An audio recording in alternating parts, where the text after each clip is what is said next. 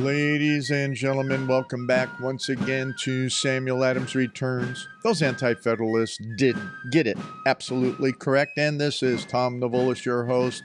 Delighted to be back with you again, and I hope that you did enjoy last week's program.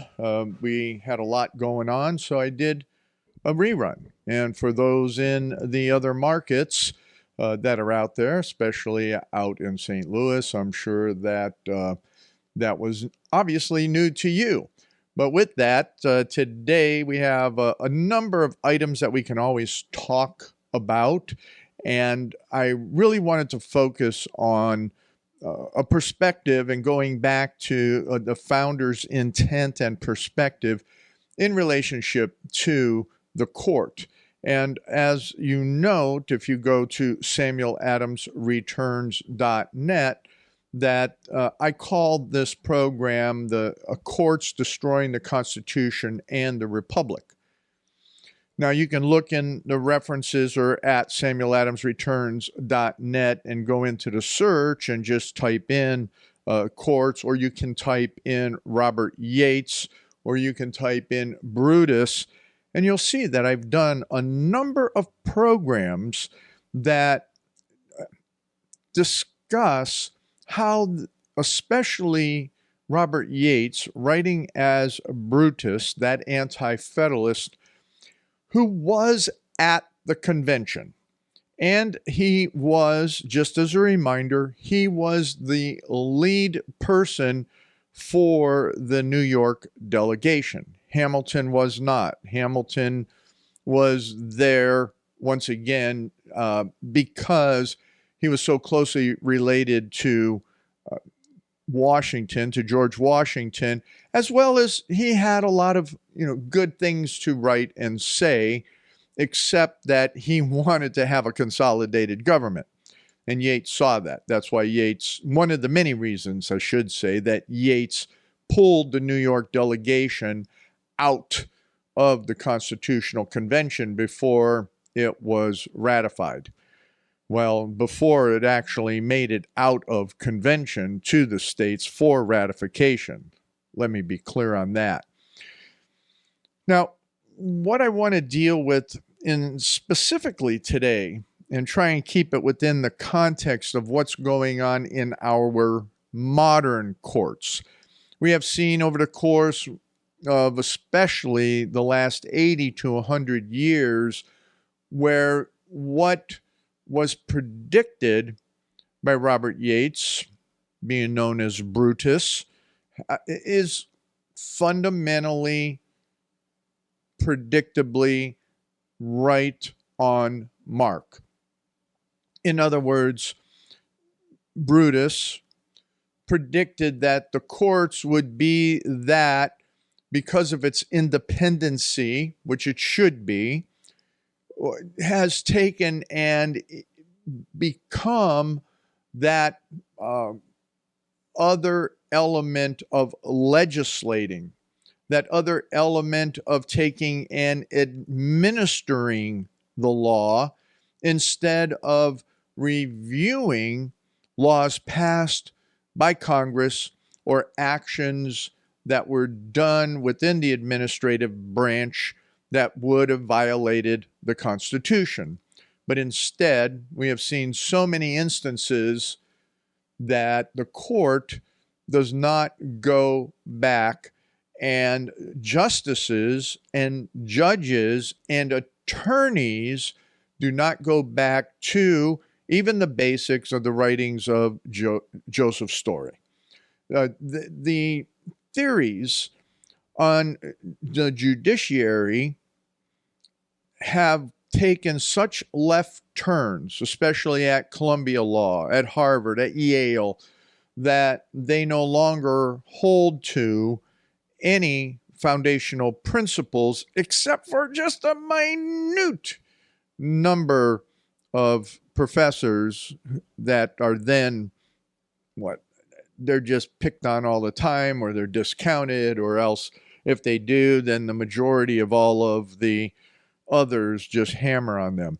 Now, the one that I have to say out of Harvard, though, is Dershowitz has really, for being a more liberal-minded person in so many different ways, he has been trying to qualify what has been going on over the course of these last 6 years in particular in relationship to some foundational fundamentals of how to interpret the Constitution.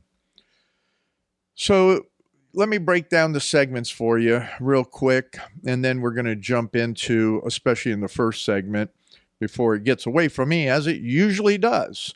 So if you go to samueladamsreturns.net and you scroll down in through the newsletter there, you will see that the program outline is in the first segment. I'm trying to get into the courts destroying the republic, and we're going to talk about the First Amendment, specifically religion. If we get to free speech, probably not, but we'll get there. The second segment, which many of the markets don't hear, so you have to go and listen to the podcast there at samueladamsreturns.net or watch the video on any one of the programs there at the website. It gives you the links that I am going to be talking about in more detail. The article that I wrote on the Geauga County Mental Health Board, which I was a part of. I'm going to get deeper into the relevance of mental health, degrading and destroying morality, family, religion, constitutionalism, and the republic. That's important to understand, and it's happening at the mental health business. Mental health industry is in 2020, it was a $90 billion industry. Moving to 2027, all of the financial predictions are that it's going to be about a $137 billion industry. Okay. The third segment, I am going to go through a pithy letter by Sam Adams and maybe get into a little bit more from Sam, but Sam's letter signed as a Tory back in May of 1769.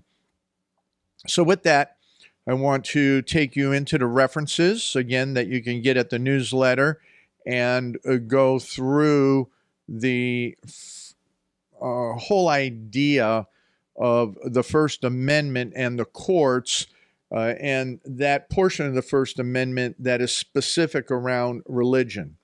And this is real critical because what we're seeing is the explosion around the idea of abortion, the explosion of what just happened with the education idea that's been talked about, and that Justice Sotomayor came unglued about in relationship to the separation of church and state, which again is no separation of church and state in the context that they use it. And historically, it is laid out here. In fact, as always, we'll start with the references that are at the Founders Constitution, the links there, it's all there. And just initially, there's 69 references specific to that first portion, that first clause in there on the not establishing a religion or prohibiting the free exercise thereof. Just that first clause in that First Amendment. Congress shall make no law respecting an establishment of religion or prohibiting the free exercise thereof. I have in there and gone through a number of the different letters, even from Thomas Jefferson. The link is in there to the letter of the Danbury Baptist, which is always taken out of context, that defines this wall of separation between church and state. No, the whole intent, and I'm going to summarize it here and then maybe get to a couple of the specifics that I want you to really look at, is that the summary of it was the idea that at the federal level alone,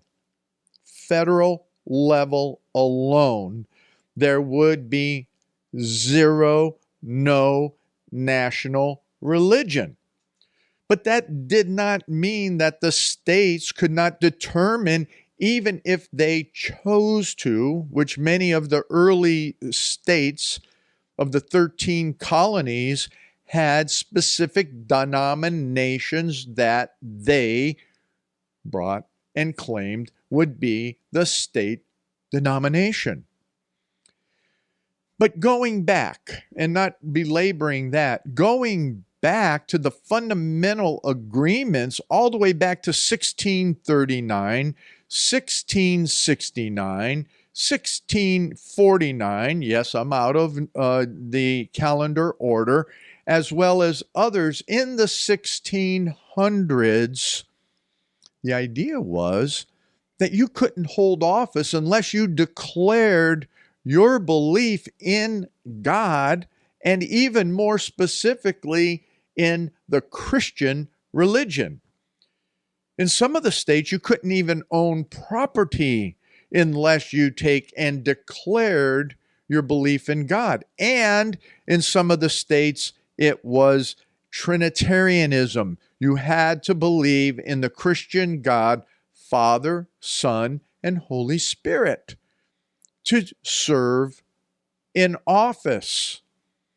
Now, the federal government, obviously, they did not put a litmus test there. And as Thomas Jefferson argues, rightfully so, when the First Amendment was even being considered, that the language was in there that it should read, it says here, this is in 1821, Jefferson was going back and establishing, talking about the religious freedom, then, and a bill that was proposed even, that the words would be in the amendment proposed by inserting the word Jesus Christ so that it would read, a departure from a plan of Jesus Christ, the holy author of our religion. The insertion was rejected in proof so that it would be comprehensible, that it would be more inclusive of the Judeo-Christian, Jews, Gentiles, Christians, even the Mohammedan and the Hindu, and then the infidel and every other type of denomination. But that was at the federal level for the First Amendment. At the state level, it could be more specific. We're kind of running out of time because this is very, very long. So historically speaking, and going through these references, and there is a lot to read on these references, my friends, the expectation, and in these references, is that if you do not have a moral people built on the fundamental understanding of God's purposes for man, and that man is a sinful creature, and that those that you would elect to represent you in office did not clearly understand that, perversions would happen. Man being sinful, you get into office, you have to go and listen to what de Tocqueville said, is that the Congress would take and be a body, and I'm paraphrasing the concept, would be a body of integrity until they figured out how to bribe the people with their own money, and then they would become the masters, the dominating masters over the nation, and destroy what we have in constitutionalism. Now, I know that I did not cover the courts in so many words, but we'll go into that a little bit more in the second segment before I get into Geauga County. But Sam Adams understood very clearly that it was important to have those that would be elected to office be men of Christian faith. Come on back for the next segment. Ladies and gentlemen, welcome back to this second segment of Samuel Adams Returns. Those Anti-Federalists got it right. This is Tom Navolis, your host, and we have a lot to cover in relationship to the courts destroying constitutionalism and the republic. Now, I will again ask you to go to samueladamsreturns.net and please take the time to go there and look up anything that I did. Go to the search bar and search for Brutus, search for Robert Yates. And there are other programs that really get into the details of what Yates was talking about in relationship to the courts in particular. But where I wanted to go with this very, very quickly is that there was a letter written in 1787 by an individual from Pennsylvania who went with the pseudonym of Montezuma. And he was looking at the consolidated government and the tyranny of that, which we're experiencing.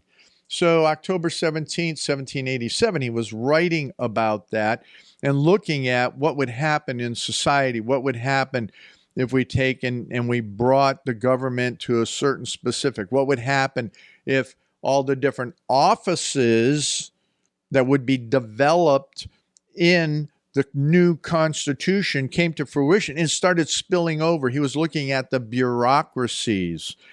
He then also talks about all these different endeavors, even to the point where, here's something, an interesting paragraph. He goes, we have frequently endeavored to effect in our respective states the happy discrimination which pervades this system. But finding we could not bring the states into individually, we have determined and have taken pains to leave the legislature of each free state and independent state, as they now call themselves, in such a situation that they will eventually be absorbed by our grand continental vortex, or dwindle into petty corporations and have power over a little else than yoking hogs to or determining the width of a cartwheel. And he goes on to a lot of these other things, as all these different boards of electors, whether they're necessary, on and on. Talks about even post offices and so forth. But then here is a very interesting question that he asks in relationship to the courts. He says, now, can the question arise in the colonial courts, which the ingenuity or sophistry of an able lawyer may not bring within one or other of the above cases? Now, for those that do not understand, which is always interesting from these writers, because they speak a language more sophisticated than our American language, our modern American language, they actually use words with deeper meanings. So when we take and we look at the word that is there as sophistry, sophistry means, get this one, the use of fallacious arguments, especially with the intention of deceiving. And if you don't know what fallacious means, based on a mistaken belief, that's a fallacious argument. Now, what we have and we see going on right now in the courts, especially if you look at the January 6th insanity of all these so-called lawyers that are in Congress, or these congressmen, they are actually acting in that manner, is they're acting as a court instead of Congress, and they're using their ingenuity or sophistry to take and bring in all these arguments that would take and lay claims against the citizenry in so many different manners. Now, we take and we look at that and we continue on and we look at how the courts are built and what would happen within the context of those courts. It's absolutely earth-shattering to see what the Anti-Federalists are talking about, how people will take and even to the extent try to obstruct the courts of justice. And that's what we have going on over these issues of is abortion really something that's constitutional? Obviously, I would say no. because it's not in the Constitution, nor does the 14th Amendment actually take and even insinuate such a right at all. This, again, is misinterpretation of the 14th Amendment, which I talk about often.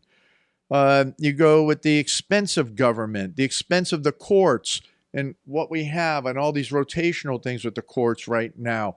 It just on and on it goes. It talks about different how the courts would take and eventually make law. And that's what we have. So much that is going on is that the courts have taken, and in what they adjudicate, they end up taking and making law. Now, here's something very interesting. Let me go back and look here real quick. And this is in the Anti-Federalist paper, special edition. What we have here is from the federal power will ultimately subvert state authority. And once again, this was by Robert Yates, better known as Brutus, and what he was talking about in relationship to the courts. I'm just going to read this because this paragraph is critical in what we see today. The judicial power of the United States is to be vested in a Supreme Court and in such inferior courts as Congress may from time to time ordain and establish. The powers of these courts are very extensive. Their jurisdictions comprehends all civil causes except such as arise between citizens of the same state, and it extends to all cases in law and equity arising under the Constitution. One inferior court must be established, I presume, in each state, at least with the necessary executive officers apparent thereto. It is easy to see that in the common course of things, these courts will eclipse the dignity and take away from the respectability of the state courts. These courts will be, in themselves, totally independent of the state courts, deriving their authority from the United States and receiving from them fixed salaries. And in the course of human events, it is to be expected that they will swallow up all the power of the courts in the respective states.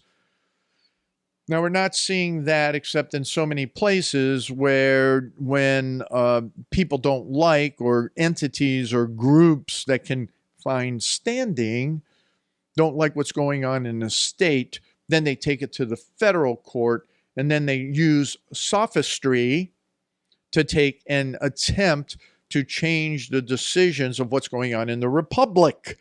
And you have to understand that when we talk about the republic and we talk about republicanism, we're talking about federalism in its true context, and that the federal instances of, once again, individual independent states being a part of a federal system and still being independent states. But over the last 100+ years, we know that we have seen much consolidation through the use of de Tocqueville's truth, in that Congress is bribing people with their own money, to the extent now we're seeing this gun control act that the Senate is trying to put through, is that they will flood the state with money if they put in red flag laws. So much junk like that, education, and on and on. But our real issues are morality. And with this new Senate bill, I'm digressing a bit, but it's the point of transition here, is this new Senate bill that's proposed on the gun legislation has more in it about mental health. And that mental health, especially for children, for school-aged kids, you'll get money into the educational system if you do this or that at the state level. More hooks, more control. What I wanted to mention in that respect is the article that I wrote this week. It took me several weeks to compile it, in relationship to the Geauga County Mental Health Board, which I resigned from. And if you go to the website, samueladamsreturns.net, you'll find the article that I wrote. And in that article, it will take you to the link that I have there in referencing why I left the Mental Health Board. Now, the reason that I wrote this article is because 4 members of the board were reappointed by the 2 of the conservative commissioners on the Geauga County Board of Commissioners. The 3rd commissioner calls himself a conservative, but he's not.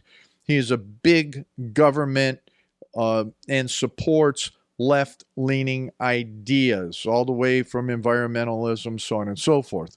But the nut of it is that all the rags out there are disparaging these 4 people who were reappointed, who in particular were fundamental in taking and working at bringing truth and reality into the Mental Health Board, accountability not only to agencies exercising their fiduciary responsibility to make sure taxpayers' money, whether it was federal money, state money, or county tax money, your property taxes, whether that was being done correct, but also to take and hold the director of the agency, a 30-plus year bureaucrat, way overpaid. And this is a contention that I had when I was on the board, not just about his pay, but that he was never held accountable for his actions. And the 2 elements that I bring out, which there are many others in my history on that board, is that this director was deceptive. Now, as I state in the letter, some people may find this petty, but he was deceptive and deceiving the people and calling himself the CEO, Chief Executive Officer of the board. There is no such thing in the Ohio Revised Code, and no such thing in the bylaws of the board.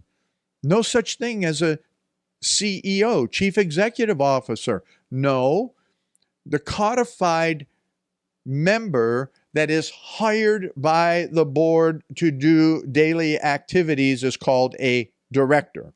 But this guy puffed himself up and went out there for years. And the former boards, the CEO, not the CEO, but the board members, the state board members, would never take and hold him accountable. But worse is that he, as well as all the state people, were determining that every child is mentally ill.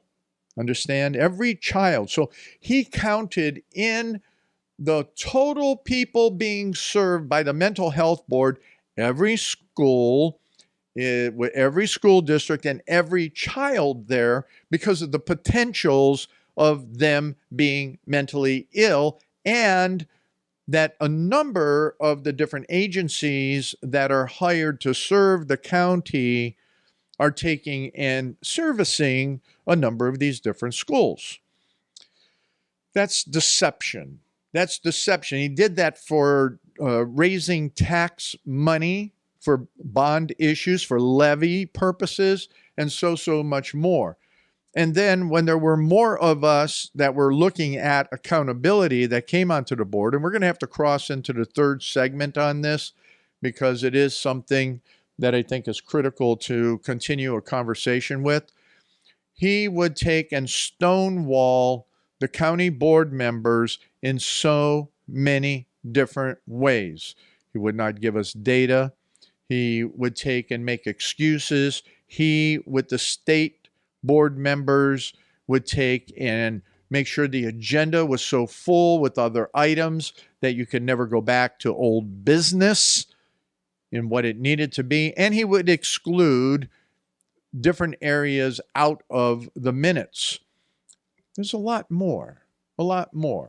But let it be said, we're going to come back because Sam Adams knew the goofy workings of government. See you in a minute. Ladies and gentlemen, welcome back to this third and final segment of Samuel Adams Returns. Those Anti-Federalists got it right. This is Tom Navolis, your host.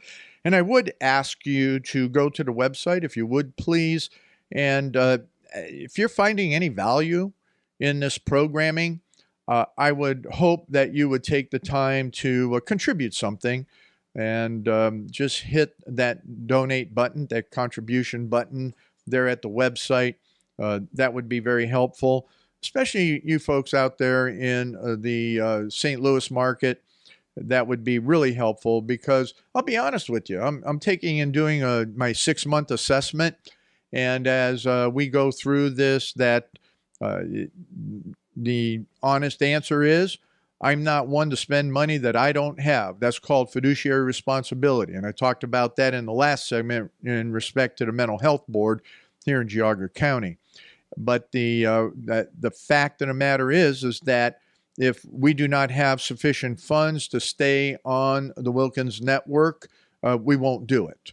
And that's just plain and simple. So if you are interested in continuing the programming, then I would hope that you would work with me to be able to do so.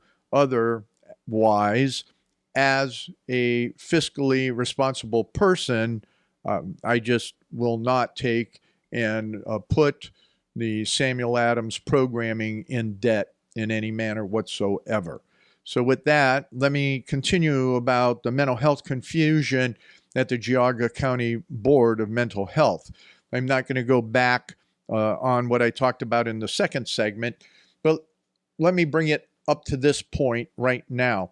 And so what we're seeing is all of this money because of all of these shootings and various other activities, all of this transgender stuff with the kids, all of these other confusions in our society in general, that what we have is the systemic problem that is within the context of that county board spills out across the nation. And what that is in particular are two things. First off, when I was doing my degree in behavioral science back in 1981-ish, back then, the problem that I saw very, very interestingly was that there was immorality in mental health at that time. Immorality in mental health, without question. There was no question in my mind whatsoever that the perversions of humanism entered in, and we were not seeing any type of response from Christian communities.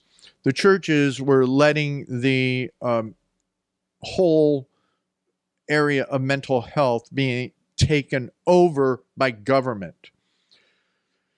So I will say quite plainly, and if you can't grasp this, then I don't know what else to say or do. But the bottom line is that not only is the mental health industry perverse for the most part, it is a multi-billion-dollar industry. There at the website, in the posting for today's program, Globe Newswire has the article there where U.S. behavioral health market size to worth is in 2020 was $90.5 billion, and the business is growing to $132.4 billion by 2027. And when you look up the idea of what it is on a global basis, the mental health industry, and I want you to get that very clearly, it is an industry, is worth on a market value basis over $500 $850 billion. And that means all the different software applications, the new apps, the this, the that. Oh, even all these companies that call themselves nonprofits. Go look at their 990s, folks, and see how much money their executives make. See how much they're being bonused. They're nonprofits. Take a look at how much assets, cash, and property they have. Oh, but they're nonprofits. Yeah, right. Anything can be a nonprofit when they kind of distribute all the money in legal fashions. So I'm telling you, what we have going on is with all the transgender stuff, with all of this stuff going into schools, there is billions of dollars wrapped around it. Now, with that being said, I want to be very clear that people have emotional problems. People have stress. People have despondency. People have fears. But you want to know something? It's very clearly articulated. Every emotion that every human being has is clearly quantified, defined, and also given means to deal with it, starting in the book of Psalms. Of all places, the book of Psalms. There is not a human emotion, not a human fear, not a human aspect of anything in life that we call mental illness that does not begin with a moral perspective. Why do we have all these shootings in these schools? It has nothing to do with the gun. The gun is an object. It is an object. It has everything to do with the mind and the heart of the individual. The mind and the heart of the individual. And when that mind and heart of a person does not have an understanding that they were created and that there is moral context, that there is a moral standard by which we should live, well, you get what you get. You get what you get. And that's true all through humanity. When you take and you look at world history alone, my goodness, people lived in worse times with all what was going on with Rome and Greece. And my goodness, just take and go study your history and you'll see it doesn't take a gun. Anything could be used as a means to destroy and kill other people. Anything could be used as a means to take and to crush them into servitude, to make them their mental slaves.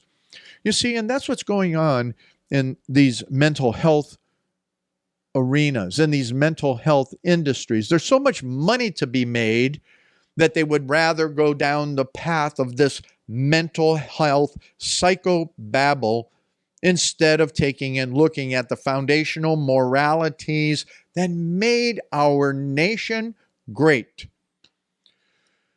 Well, you know, I have to say, I'll take it back to usually where I put the finger on the button or the finger into the chest. So number one, myself, because I'm a sinful guy, but more so to the way, as I have talked about from the early 1700s, how the churches have left their foundational biblical perspective. And once again, I will reiterate what I said. They've turned over this whole industry of mental health from dealing with their people in a biblical manner to an industry that is godless, humanistic, and full of false religion, destructive. to kids, destructive to family, destructive to constitutionalism and the republic as a whole. Enough of that. Otherwise, I'll just keep on going. But you can find the link on that on that article that I wrote to the Mental Health Board at samueladamsreturns.net. Now, let me finish up just real quickly from Samuel Adams' letter that he wrote as a Tory. And it kind of fits into this whole thing, is that what he was talking about in writing is that the governor, Francis Bernard, he was made a baronet of Nettleham. And in relationship to that, this is Sam Adams being pithy, because he writes as a Tory, is that the inhabitants of the Providence, though obscure and mean, I beg to leave to this present my congratulatory compliment to your honor on the high honor you now sustain as Baronet of Great Britain. This is a promotion which the friends of government, or which is the same thing, your own friends, have long thought you justly merited, and even your enemies and the factious leaders themselves must confess that the eminent services you have done for the present of many have been such as that of a patron true's worth could not have failed to set forth in the most distinguishing point of light. Your promotion, sir, reflects an honor on the Providence itself, an honor which has never been conferred upon it since thrice happy administrations of Edmund Andros, of precious memory, who was also a baronet. Nor have the unremitting endeavors of a very amenable and truly patriotic gentleman to render a most substantial lasting service. He's being obnoxious in this, because you have to understand, I got to stop because most people don't get it. The fact is that what Bernard did is he took and he was against every aspect of liberty of the Charter of Massachusetts to freely take and self-govern. He was one of the real burrs in the saddle of the people. He was the one that was taking and implementing a lot of the tyrannies of Parliament, including that of the Stamp Act. So what he goes on to say, and Sam Adams, he's again congratulating as if a Tory being that which bowed down to the government, that thought that the government was all great. Unlike a lot of the people that are so duped out there, yeah, let me wear a mask. Oh, yeah, give me the jab. Oh, yeah, oh, Biden is so great. Oh, yeah, we need to have a destructive economy so that we can go over to our new religion of environmentalism. And we can see windmills flopping, but they don't produce any electricity. And we have cars that can't go anywhere because we can't plug them into anything. Oh, yeah.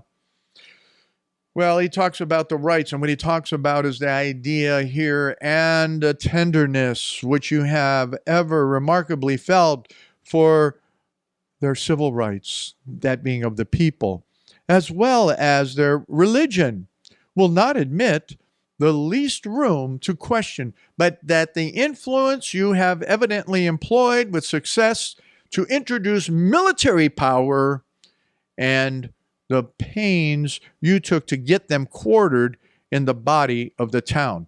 This was a focus because Bernard had ensured that there would be the quartering act. And now we see, through virtues of our, or lack of virtue, in our justice system and in this administration, where all of federal authority is not quartering in our homes, but electronically quartering in our homes. We have a new type of quartering act that I might bring up next week or in the forthcoming time, because that is what is dealt with here as a Tory, that Samuel Adams takes and deals with the Quartering Act. Ladies and gentlemen, come on back next week. Sam Adams, the Anti-Federalists, they got it right. They predicted what we have today. So Don't be surprised unless you don't read them or listen to this program. See you soon.